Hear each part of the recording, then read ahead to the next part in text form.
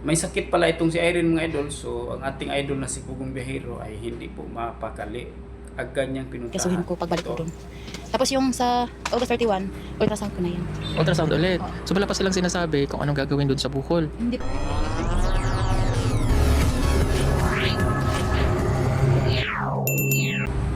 Magandang araw sa inyo mga idol. Kumusta po ang ating mga Peking Koreana supporters at ang Pugong Biyahero supporters? Kumusta? At ang aking mga supporters, welcome to my YouTube channel, Miltik Romero TV. Kumusta po ang ating mga FW, ang ating mga senior citizen, at ang ating mga kababayan dito sa Luzon, Visayas at Mindanao. At lalot na po ang ating mga kababayan ng mga Bisaya, ang mga Cebuano ng mga silingan ako, no? Kumusta po kayo mga idol? God bless po sa lahat ng nanonood. Ang ating video ngayon mga idol, may reaksyonan tayo ngayon tungkol po sa ating idol na si Pugong Biyahero sa kanyang video, no? Kasi dalawa to ang ating reaksyonan, minsan reaksyon tayo kay Krishna at minsan din kay Pugong. Halo-halo to.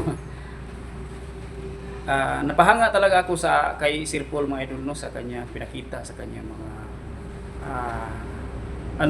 tinutulungan, kasi ang kanyang mga tinutulungan ay yung mga kanyang mga beneficiary ay kanya binabalik-balikan pag may mga problema, no, lalo na itong si Irene. Itong si Irene mga idol, alam naman po natin na matagal na itong beneficiary ni Sir Paul, no? Matagal na po itong tinutulungan. Napunta pa po ito sa Manila kasi nag-aaral tapos umuwi. May sakit pala itong si Irene mga idol. So ang ating idol na si Pugong Biyahero ay hindi po Kasuhin ko mapakali. pagbalik ko doon. Agad niyang pinuntahan. Tapos yung Ito. sa August 31, ultrasound ko na yan. Ultrasound ulit. So wala pa silang sinasabi kung anong gagawin doon sa bukol. Hindi pa sir, kaya hindi pa ako binigyan ng gamot.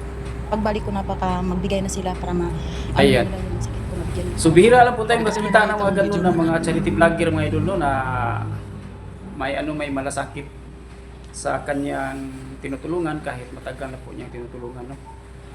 Kahit ilang ulit na po niyang binabalik-balikan.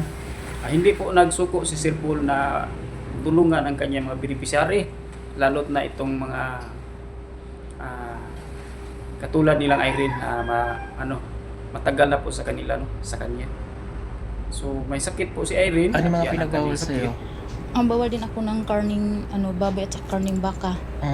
Then yung So, sinigang. yan, pinuntahan ka agad ni Sir Paul, no? Yung mga- Pinuntahan ka agad. So, grabe ito si Sir Paul, mga idol. Wala tong sawa na magtulong, no? Napaka buti talaga na tao tong si Sir Paul, mga idol. Wala po tayong masabi sa kanya, no?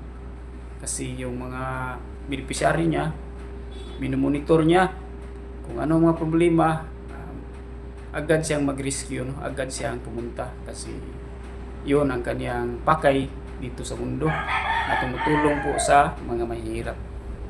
Napakagandang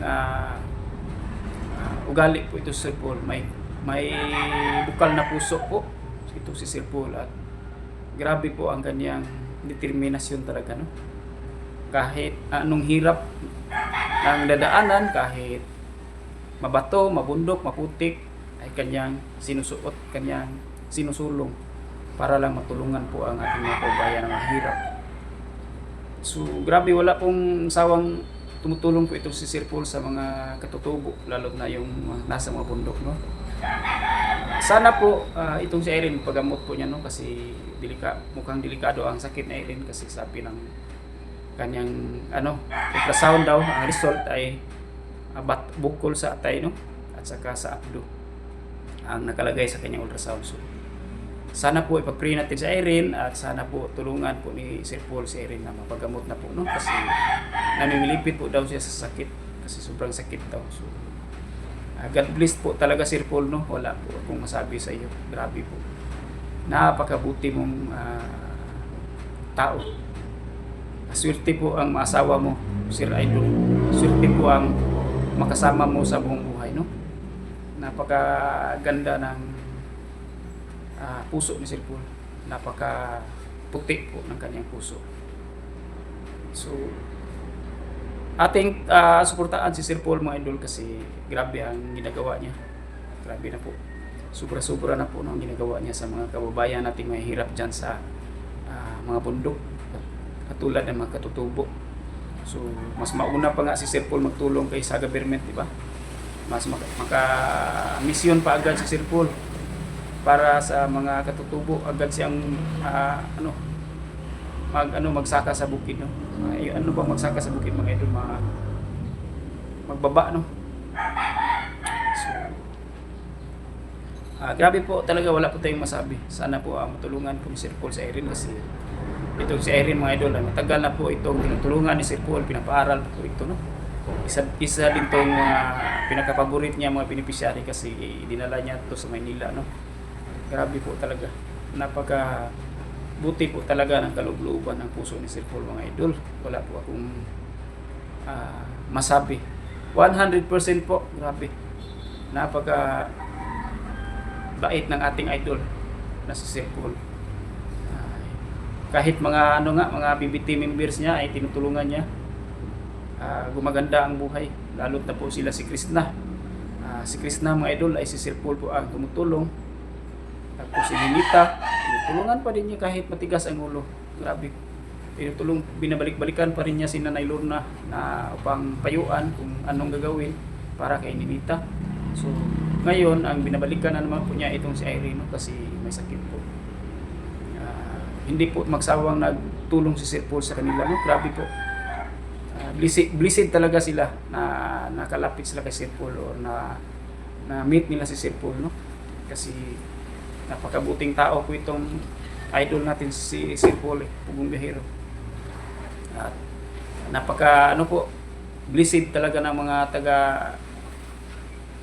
Mindanao, no, sa Davao na bukid.